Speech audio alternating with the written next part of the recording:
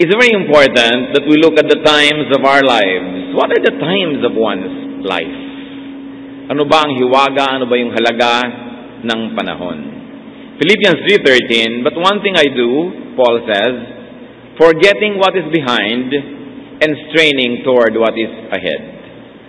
Sa isang maiksing pag-uusap na ito, tayo binibigyan ni Pablo ng pagtingin sa panahon. Merong ngayon, may nakaraan, merong bukas. At sabi niya, isang bagay ang tinitiyak kong gawin, nililimot ko na yung nakaraan, pinagsisikapan kong maging mabuti ang darating, at yun ang ginagawa ko ngayon. So Paul talks about the three facets of time. One of that is the present, the now. Yung ngayon mismo, yun. Ecclesiastes 1:9, what has been will be again, what has been done will be done again, there is nothing new under the sun. So, yung mga nangyayari naman, nangyari na rin paulit-ulit lang. Kaya kung lagi mong uubusin yung panahon sa pag-iisip ng maaari pang mangyari, o lagi mo lang lilingunin yung nangyari na, maaaring hindi mo tuloy mapansin, yung sa kasalukuyan ay nangyayari. Solomon connects the past with the present and the future. So another element of time, of course, is the past. Another facet of time, yung nakaraan. Merong kasalukuyan, may nakaraan. Yung sinabi ko 1 second ago, nakaraan na, tapos na. Job 8:9, for we were born only yesterday and know nothing, and our days on earth are but a shadow. Madalas nadidinig natin, ang bilis ng oras, ang bilis ng panahon. Linggo na naman, Lunes na naman, ang bilis ng isang linggo. Parang kahapon lamang yung malayong nakaraan. At talaga, yan ang hiwaga at kapangyarihan ng nakalipas. Na ang lahat ay lilipas. Yung tinatanaw mo pa lang sa malayo, darating yon, sandali mo lang na makakaharap, tapos habang panahon na siyang lipas. Tapos na.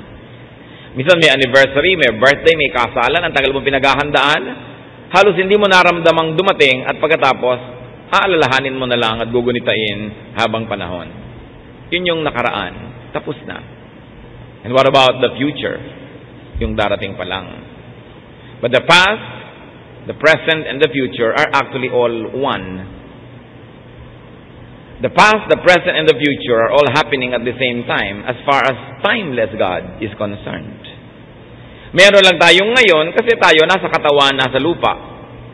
Pero sa eternity, wala naman talagang lumipas, walang nakaraan. Ang lahat ay ongoing present. It is only our position, our point of view that divides time into such segments as future, present, and past. God is timeless, the Spirit is timeless, spirituality is timeless. At pag nakalaya ng ating katawan sa lupang, ang ating espiritu sa lupang katawang ito, lalo nating maunawa ang ibig sabihin ng timelessness. Ganun pala, sandali lang ang hawak mong panahon. Dapat habang kaharap mo't hawak yon, dapat mong matutunan ang dapat matutunan, dapat mong ma-enjoy ang dapat ma-enjoy, dapat mong gawin ang dapat gawin. Kasi pag tapos na, tapos na. Let's take a look at enjoying the times of your life. Time cannot be stopped, time cannot be controlled. So you might as well ride the times and enjoy the times. What to do with the times and periods of one's life? Kung minsan ka lang maging bata, anong dapat mong gawin? Kung minsan ka lang maging kabataan or youth, anong dapat mong gawin? Minsan ka rin lang namang tumanda, tapos haharap ka na sa Panginoon, anong dapat mangyari? How do you enjoy God's gift of time? Live in the present. Ang mga taong mga pinakamasasaya, pinakamakabuluhan ang panahon, yung nabubuhay sa ngayon. Sa kasalukuyan. Because it's only the present, it is only the now that you really have. Tapos na ang kahapon, wala pa ang bukas. Yung ngayon lang ang meron ka. So focus on the present challenges of life. Matthew 6:34, therefore do not worry about tomorrow, for tomorrow will worry about itself. And if I may add, when it comes. Each day has enough trouble of its own. Maraming ligaya, maraming kapayapaan, maraming kagalakan ang nananakaw sa atin pagka yung ngayon inubos natin sa pag-aalala tungkol sa bukas. At alam niyo ni Jesus, kaya sabi niya, huwag nga kayong mag-alala tungkol sa bukas. Yung bukas darating at aalalahanin niya ang sarili niya pag nandiyan na siya. Ang isipin niyo lang yung ngayon. Sapagkat yung ngayon, sapat na ang dami ng challenges niyan na dapat niyong harapin. At dahil yan ay ngayon, alam din ng Diyos ang ibinigay niyang kapangyarihan sa atin, sapat para harapin ang problema ngayon. Kaya tayo nangihina, kaya tayo pa na nawawalan ng lakas ng loob, kaya tayo nagiging malungkot, maalalahanin. Yung lakas na kasyang-kasya para sa mga dapat gawin at mga problema ng ngayon, hinahati natin. Yung lakas na pang ngayon, yung kalahati, inuubos natin sa mga problemang darating pa na ini-imagine natin at inuubos din natin sa problema ngayon ay nandito na. At kadalasan, yung lakas na pang problema ngayon, inuubos pa rin natin sa mga bagay na nakalipas na wala ka nang pwedeng gawin. Nagmumukha tuloy kulang ang pagpapala ng Diyos. Nagmumukhang kulang ang lakas na ibinibigay niya. Kasi naman kung binigyan ka ng pagkain para ngayon, ayaw mong kainin yung kalahati, tapos yung para yan bukas. Di kulang ka. So niya, pagdating ng bukas, may pagkain para bukas. Yung ngayon para ngayon. Kaya sa Israel, nung umuulan ng pagkain sa disyerto, ang bili ng Panginoon, kumuha lang kayo nung kailangan nyo ngayon. Bukas, uulan ulit ng mana.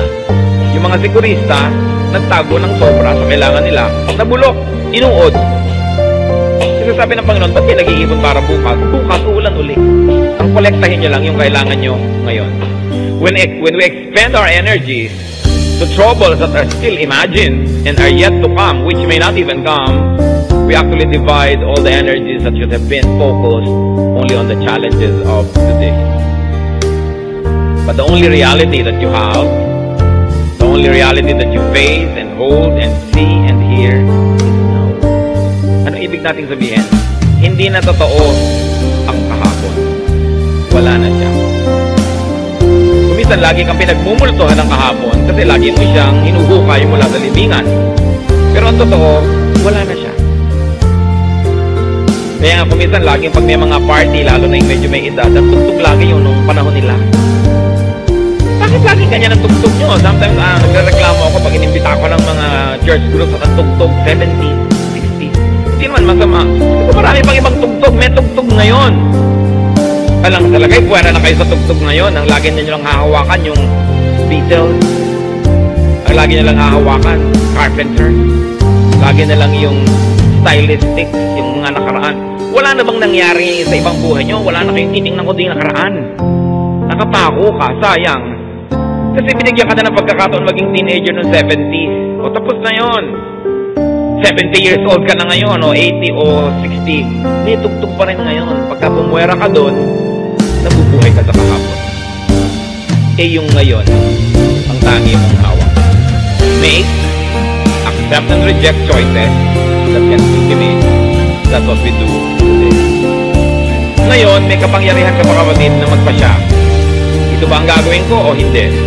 Siya ba ang papakasalan ko o iba? Doon ba ako titira o hindi? Yun ang pag-ubusan nyo na ngayon ng panahon, yung paggawa ng choice. Yung choices nyo dati na mali, tama na. Kahit pa kayo mangisay, napili nyo na yun nun, nagkamali na. Dapat na lang maalala yung lesson, then move on. Focus on what's in your hands now. Done choices are done. Choices still to be made can still be made. At present, you are still in control. And that's the beauty of the present. Hawak mo pa. May kaharap kang asawa mo o kaibigan mo, nagtatalo kayo, hawak mo pa kung ang pagtatalo na yan, ang uuwian ay pagkakasundo o pag-aaway. Hawak mo. Huwag mong sayangin. Gumawa ka ng tamang choice. So do what's doable now and avoid what's avoidable now. Sabi nila, don't cry over spilled milk. Yung lumigwak, natapon na, kalimutan na. Yesterday is gone, and tomorrow is not yet. Pag inubos yung sobrang oras nyo ngayon, kaiisip tungkol bukas, Kung pala, sumakabilang buhay ka na mamayang gabi, nasayang naman lahat yung kaiisip mo. At kung minsan, sa kaiisip mo about tomorrow, hindi mo tuloy nahaharap yung today, lumipas nang hindi mo napansin. Meron na palang nag-propose sa'yo, hindi mo napansin, kasi ang iniisip mo kung sino yung magpo-propose pa.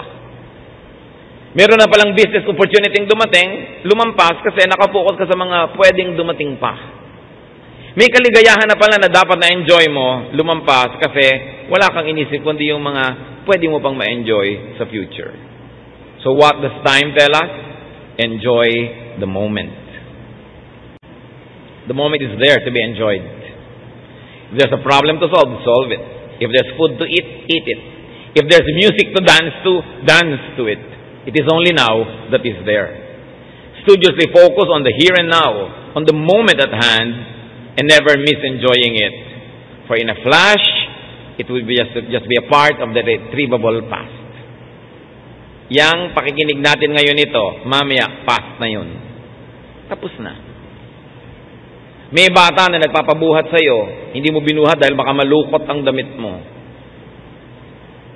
After 1 day, past na yon. After 3 years, past na yon.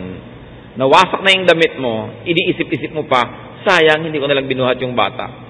Kasi ngayon, mama na siya, bakulaw na, ayaw ng pabuhat sa'yo, lumampas na yung chance.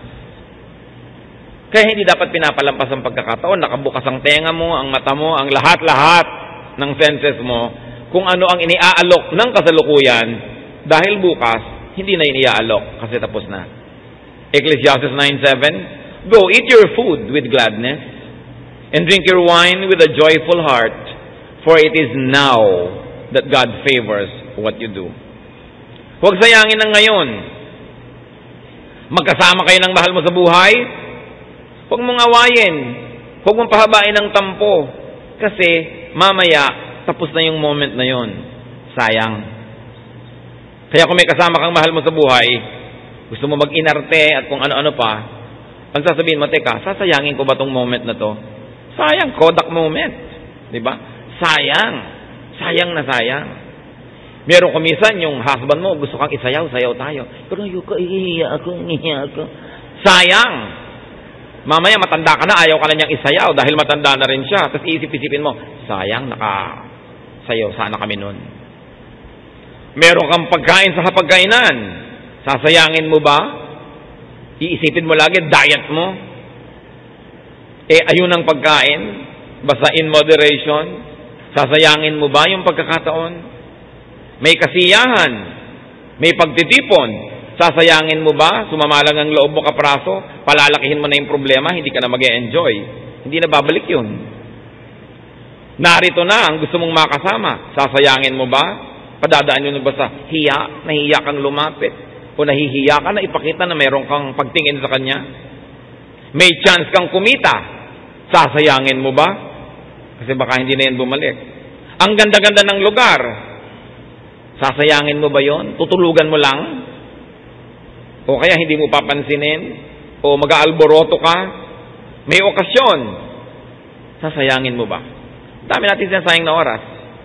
Kasi wala sa lugar ang mga arte natin. Huwag sayangin ang ngayon.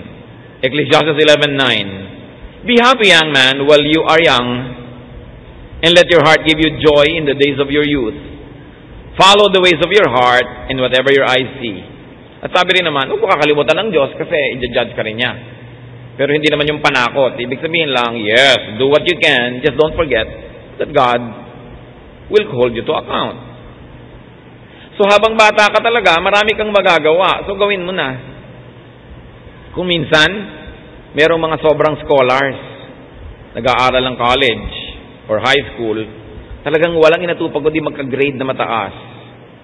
Pero hindi na nakasali sa play, hindi na nakasali sa chorus, hindi na nakasali sa cheering squad. Puro yun na lang inatupag.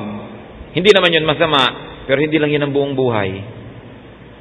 Hindi naman kung mo ibig sabihin, valedictorian ka o salutatorian o first honor. Hindi naman ibig sabihin, pagdating ng panahon, ikaw yung yayaman dyan. Hindi naman ibig sabihin, ikaw yung magiging may-ari ng kumpanya.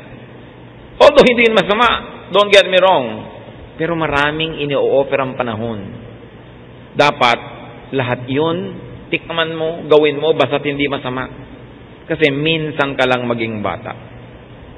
At tayo naman may mga edad na, payagan natin ang mga bata na maging bata. Bata malikot. Huwag mong itali sa upuan. Pagtanda mo, you have all the time to be in the wheelchair. Diba? So, habang nakakagalaw ka pa, gumalaw ka na. Kuminsan, makikita mo sa ibang bansa, ang dami naglalakbay, yung mga may edad na, siguro retirement money or lifetime savings, pero hindi na makaakyat ang 3 baitang ng hagdan. Kung may pagkakataon kayo, habang bata kayo, mag-tour na kayo. Iba naman siyempre, yung nakikita mo pa, kaysa, anong nakikita mo? Magandang tanawin. Kasi hindi mo na rin makita. Dumadating siyempre ang paglabo ng mata, panghina ng tuhod. Kaya may tamang oras para doon. Doon ang mananahimik, doon ang mga pagbubulay-bulay. Huwag sayangin. Isaiah 22:13, let us eat and drink, you say, for tomorrow we die. May katotohanan naman. Kaya lang, hindi naman talaga ang gagawin mo, kumain ka na lang magsaya dahil mamamatay ka. Kasi dapat din, gumawa ka ng mabuti, mamunga ka bago ka mamatay. Pero alam nyo, kung walang kwenta sa inyo ang buhay, and you are destined to die, do not die ahead of time. Why?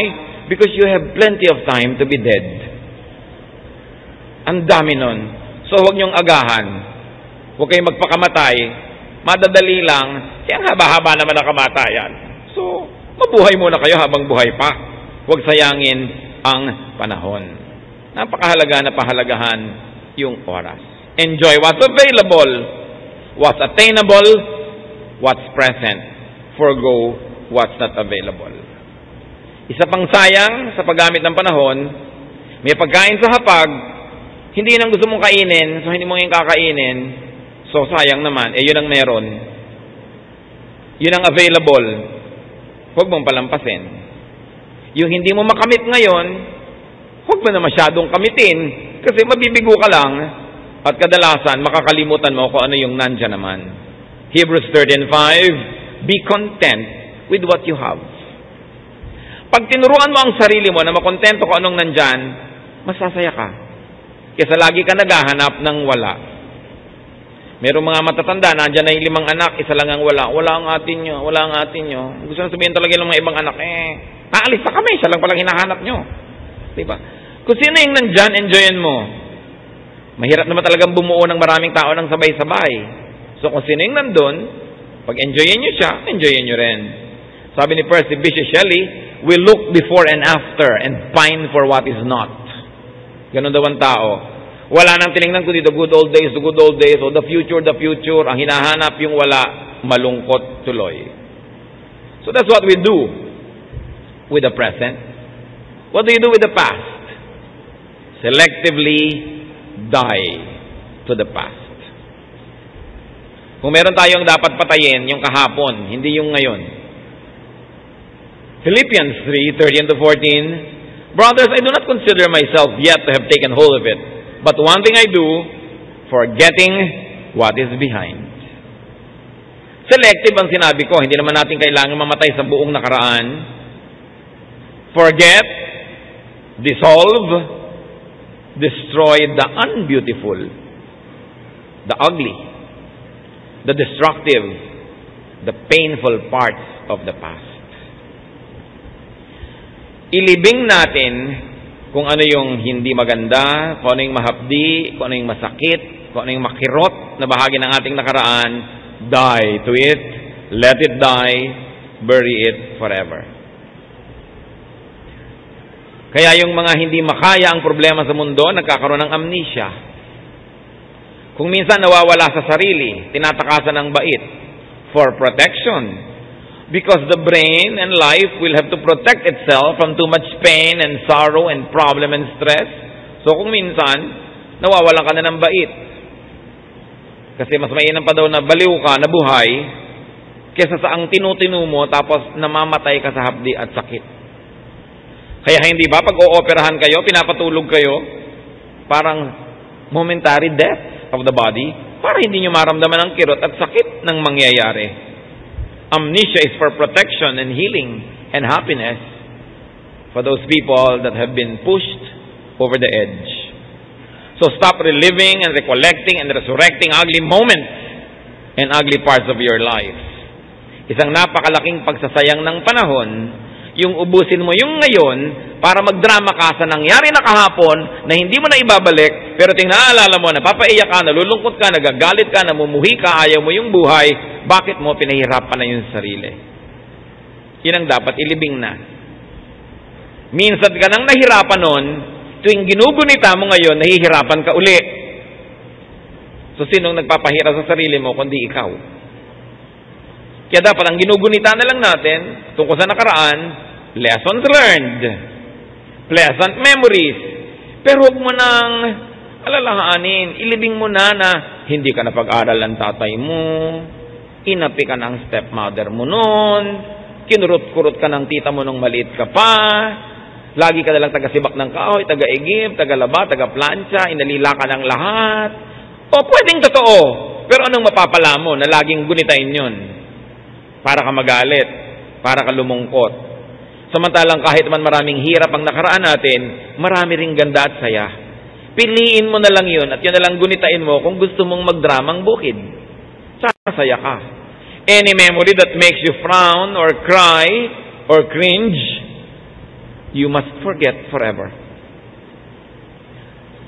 Ang Panginoong Diyos, ganon din ang paraan. Isaiah 65:17, Behold, I will create new heavens and a new earth. The former things will not be remembered, nor will they come to mind. Yan daw ang talagang final salvation of the people of God. Ililikha tayo ng bagong lupa, bagong langit, bagong syudad. A new Jerusalem, a new earth. Bakit?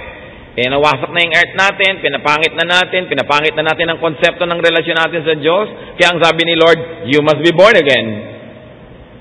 How can you be born again? First, you must die. Because if you don't die, you cannot be born again. So you die to your old self, you die to your sins, you die to your past. Kaya ang sabi ng 2 Corinthians 5:17, if anyone is in Christ, he is a new creation. Sabi, sobrang pangit na yung nakaraan, hindi na pwedeng repair. Hindi na pwedeng tagpi-tagpi. Limutin natin, tunawin natin, durugin natin, ilibing natin, at babangon kang muli isang bagong tao. At yun ang napakagandang pag-asa sa pamamagitan ng ating Panginoong Hesus. Lahat ng pangit, lahat ng mahirap, lahat ng masakit, lahat ng kasalanan at marumi na naging bahagi na ng ating pagkatao, pwedeng linisin pag nanalig ka kay Hesus. Yun ang sinisimbolize ng baptism. That when you are immersed in water, para kang inilibing, and when you rise, you are a new creation. Pero maraming Kristiyano, nabubuhay pa rin sa nakaraan kasi inaalala pa nila. O kaya binabalikan. Sinabi na nga sa Bible, the dog returns to its own vomit. Naisuka mo na, kakainin mo na naman. Di ba ganun ang ginagawa ng mga aso minsan? So sa buhay natin, tinakwil na natin ito, tinalikuran na natin, ano't binabalikan? So bumabalik yung sumpa, bumabalik yung problema. Revelation 21:4, He will wipe every tear from their eyes. There will be no more death or mourning or crying or pain, for the old order of things has passed away. Pagdating daw nung panahon na tayong lahat ay kapiling na ng Diyos, papahirin niya ang luha mula sa ating mga mata, wala nang kamatayan o pagluluksa, pagluha o mga sakit, sapagkat iibahin na lahat ng Diyos. So yung sinasabi nating, bury your past, kalimutan mo yun, hindi escapism. It's God's way. Kailangan nating pakinabangan yung pamamaraan na yun ng Diyos. May dati kang galit, ilibing mo na yan. Tama na. Alam nga naman yung may family reunion, nakikita mo yung kapatid mo, maaalala mo lagi. Na tuwing kasalan, siya ang maid of honor at ikaw yung maid of horror. Sige, alalahanin mo, pero sasaya ka ba? Maaalala mo lagi na siya lagi yung sponsor ng mga ROTC. Kasi kayo yung tagadala ng payong dahil baka umulan, mabasa siya. Yung mga inggitan ng mga magkakapatid nung araw, kung minsan dala-dala yan hanggang pagtanda. Kaya maraming away ang sumasabog pag may family reunion. Kasi biglang yung lahat ng galit na tinimpi ng ketagal-tagal, nagkakasama kayo in one single time and space, what will happen? It will become ugly. Kaya ang sabi ni Lord, forget. Forgive. Hindi para tayo ipatalo o ipakawawa. Kasi alam ng Diyos, yun lang ang tanging paraan para makagraduate ka sa mga hirap ng nakaraan. Magpatawad ka na, lumimot ka na, dahil may ngayon pa. May bukas pa. Ngayon, kung yung ngayon at bukas, uubusin mo, kakadrama, tungkol kahapon, humahaba ang epekto sa'yo nung kahapon. To the point that the pains of yesterday will become the pain of now and the pain of tomorrow, talo ka. God's cure for the wounds of the past, erase, sabi niya, delete, create your new realities. So stay grounded on and rooted in the beautiful, the pleasant, and the good parts of the past.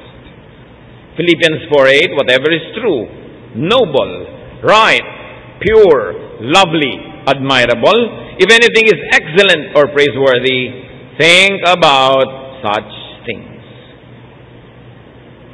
So pag naaalala mo na naman na naapi ka nung araw sa school kasi wala kang damit, wala kang bag, alalahanin mo yung Philippians 4:8, noble ba yan, pure, praiseworthy, excellent? Hindi, pwede. Huwag yan na isipin mo. Think about nice things. Mga kapatid, kung ano ang iniisip nyo, yun ang magiging realidad nyo. Sabi nila, it's all in the mind. Ang laki ng katotohanan nun. Hawak mo ang kamay ng asawa mo, nag-e-enjoy kayo sa isang magandang biyahe, isipin mo na bigla siyang kinakain ng isang maligno. At unti-unti siyang nawawala sa hawak mo, inaagaw siya ng mga demonyo. Hindi ba kahit hawak na hawak mo siya nandun, kakabahan ka, matatakot ka? Kasi nasa isip mo eh. Secure na secure ka sa bahay nyo, pero iniisip nyo, baka bukas mag-tsunami, lumubog kayo, baka lumindol, gumuho ka, kung ano-ano. Pero andun ka, hindi yun nangyayari. Pero kakabahan ka rin. Natatakot ka. Wala yung asawa mo, nasa malayo. Iniisip mo, nasa kandungan ng iba. May kasiping na 5. Kahit ang totoo, nandun dyan, iniisip ka at nakatingin sa litrato mo, mag-iinit ang tenga mo, tatahip ang dibdib mo, kakabahan ka. Kasi ang realidad, hindi yung tunay na nangyayari. Ang realidad, yung nasa loob ng isip mo. Kaya ang tunay na taong nagdidisiplina sa sarili, dinidisiplina ang isip. O ayan, nag-iisip ka na naman ng kamatayan, tigilan ng pag-iisip dyan. O ayan, iniisip mo na naman, mauubos ang tubig sa mundo. Ang solusyon mo, may mag-rate sa Canada kasi maraming lake. Hindi ka naman magka-visa. So, namang problema ka. Problema ng Diyos kung paano papaulanin, kung paano. Problema niya kasi hindi mo naman kaya eh. Kaya ang sabi sa Romans, be changed by the renewing of your mind. Be transformed by the renewing of the way you think. Pag lagi kang nagsususpecha sa kapwa, wala kang katahimikan. Pag lagi kang nag-iisip ng problema, naguguluhan ka. Ano ang realidad mo ngayon? Ngayon mismo, may kinakain ka, may iniinom ka, yun ang enjoyin mo. Tutunan mo na pasalamatan ng Diyos doon at piliin mo kung saan ifocus ang iyong isip. Kasi kung saan nakafocus ang iyong isip, dinadala yung buong pagkatao mo. It's all in the mind. It's not completely true, but there's a lot of truth in it. So you create your reality. Kaya di ba ang tinasabi ng iba, pagka magulo, ang ingay-ingay, pumikit ka, isipin mong nasa isa kang tahimik na pulo. Halos marinig mo ang lawiswis ng kawayan at halos maramdaman mo sa iyong paa yung mga alon. Kasi nasa isip mo eh. Dinidisiplina ang isip. John 12:24, I tell you the truth, unless a kernel of wheat falls to the ground and dies, it remains only a single seed. But if it dies, it produces many seeds. Kailangan meron tayong hayaang mamatay at malibing para magkaroon ng bagong buhay. At yun, ang mga masasamang alaala, kailangang ilibing yan, magkakaroon ka ng bagong pag-iisip, bagong buhay. Let the pains of the past die. Forgive, forget, and move on. Dahil may present ka pa, at kung loloobin ng Panginoon, may future. Hindi pwedeng ipangutang ang future. Hindi mo pwedeng sabihin, bigyan mo ka ng pera ngayon, magpapaalipin ako sa iyo bukas. Kung mamatay ka ngayon, paano ako sisingil? Di ba? Hindi natin hawak yung bukas. Hindi yan pwedeng gamitin. Ang pwede mo lang gamitin yung ngayon. But of course, you prepare for the future. Isa yan sa pagtingin. You live in the present, you die to the past, and you prepare for the future. Laging merong ipinapanganak, may tumatanda at may namamatay any moment. Ganun talaga yung buhay. Kahit sa sarili mo ngayon, nabuhay ka ng matagal, kung may tumira sa yung bulate, batang-bata pa yung bulate, pero kung ilang linggo lang, tatanda na yun, mamamatay na uli yun, ikaw buhay pa. May buhok ka na nalalagas, may tumutubo, mayroong kalagitnaan. At any moment, something is dying, something's being born, and something is growing, developing in you, in your life, around you. Kaya sa ating mga community, may pinapanganak na bata, may tumatanda na tao, at may namamatay sa kabilang bahay. It's part of life. So in us, we allow new ideas to be born, we let them gestate, and we let them develop, and then we say goodbye to all the ideas. Let's not be too sentimental about the past. The past is past because it's past. Therefore, tapos na yun. Plant seeds and seedlings, invest, save, and plan for the future while you are enjoying the present. Pag naman puro investment, saving, planning ang ginawa mo, hindi ka na nabuhay sa kasalukuyan, lugi ka rin. Sabi sa Bible, tonight, your soul is extracted from you. So what will happen? Ecclesiastes 11, 1-2. Cast your bread upon the waters, for after many days you will find it again. Give portions to 7, yes to 8, for you do not know what disaster may come upon the land. Said another way, mag-invest ka. Pag may itinanim ka, may tutubo. Kadalasan, hindi lagi. Magtanim ka ng marami. Kasi hindi mo alam kung alin sa mga itinanim mo ang magbubunga. Kung isa lang itinanim mo, bigla namatay, di wala na. So marami ka dapat itanim. So niya, give portions to 7, yes to 8. Maging mabuti ka sa maraming tao, hindi lang sa isa. Inaasahan mo yung isang yon, magiging mabuti rin sa'yo. Bigla siya namatay o nagtaksil. Kawawa ka naman. So sabi, kumuha ka ng mabuti sa marami. Hindi mo alam kung sinong tatanaw. Hindi mo alam kung sinong lilingon sa'yo. Magandang preparation. Pag nagawa mo na yon, nag-i-invest ka, nagtatrabaho ka, gumagawa ka ng mabuti tulad ng woman of Proverbs 31, sabi sa verse 25, she can laugh at the days to come. Another version says, she can be cheerful about the future. Pag may tanim ka, may investment ka, may saving ka, may ginawa kang mabuti, you can rest. Kasi alam mo na at least isa doon mamumunga, meron kang aanihin. What should be done after each day? Kasi sa ay, lumulubog na naman ng araw, ay, gabi na pala. Yung mga nasa mga opisina na nakakasara yung mga building, ay, gumabi na pala, hindi pa natin napansin. What do you do when each day ends? You kiss the day goodbye. You also kiss yesterday goodbye. Tapos na. Linggo na ng gabi, maglulunis na, goodbye. May Lunes uli bukas. Salamat nakahiram ng linggo o Lunes. Salamat nakahiram ng isang linggong pag-ibig. Mabuti naka-isang linggo kayo, iba wala. Salamat nakahiram ka ng konting ligaya. At ito rin yun. Kung pagdurusa sa'yo yung Lunes, salamat, tapos na yung Lunes. Yun naman ang comfort natin na ang lahat ay natatapos. Kasi kung nasa hirap ka, siyempre gusto mo matapos yung araw na yun. May utang ka, nagbabayad ka 3 taon, gusto mo lang matapos yung 3 taon na yun. Meron naman tinaningan ng buhay, 3 taon na lang, ayaw na ayaw pa niyang lumakad yung 3 taon. Anong gagawin ng Diyos? Pareho sila nagdarasal. Yung isa, Diyos ko, huwag pa po. Yung isa naman, Diyos ko, sige na po. So what do you do? Ikaw na may gustong magbukas na, i-fast forward mo na yung bukas. Ikaw naman na ayaw mo pa, edi maglinger ka pa. Kaya tayo binigyan ng Diyos ng isip makapangyarihan ang isip. Nakakalikha ka ng realidad mo kung kailangan.